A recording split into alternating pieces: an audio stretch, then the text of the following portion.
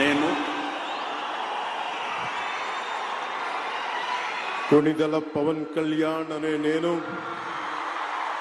శాసనం ద్వారా నిర్మితమైన భారత రాజ్యాంగం పట్ల నిజమైన విశ్వాసం విధేయత చూపుతానని, భారతదేశ సార్వభౌమాధికారాన్ని సమగ్రతని కాపాడుతానని, ఆంధ్రప్రదేశ్ రాష్ట్ర మంత్రిగా నా కర్తవ్యాలను శ్రద్ధతో అంతఃకరణ శుద్ధితో నిర్వహిస్తానని, భయం గాని పక్షపాతం గాని రాగద్వేషాలు గాని లేకుండా రాజ్యాంగాన్ని శాసనాలని అనుసరించి ప్రజలందరికీ న్యాయం చేకూరుస్తానని దైవ సాక్షిగా ప్రమాణం చేస్తున్నాను.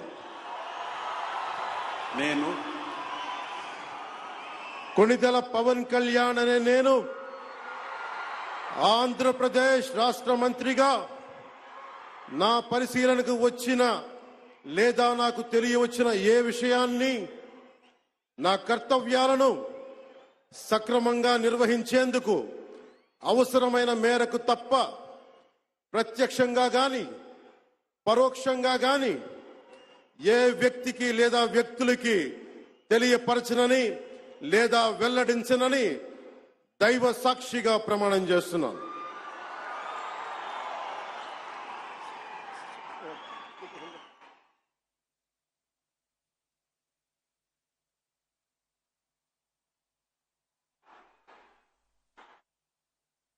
Have Pavan Kalyan, who has also taken oath right after Chandrababu Naidu. So there'll be all of that talk that this shows the importance of Pavan Kalyan, the importance he's being given also in this cabinet. Huge cheer that you heard for him. And that shows you the popularity of the power star, the power politician. There you have Pavan Kalyan seeking the blessings of Prime Minister Modi.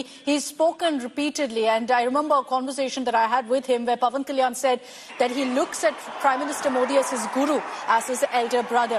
And there you have Pavan Kalyan thanking everyone on stage, including his elder brother Chiranjeevi. He'll make it a point, I'm sure, to go up to him also. And we've seen also those very emotional moments, even after the Janasena won, of how he sought his brother's blessings. So there you have that moment where he's touching his brother's feet, touching Chiranjeevi's feet. It's a culture, of course.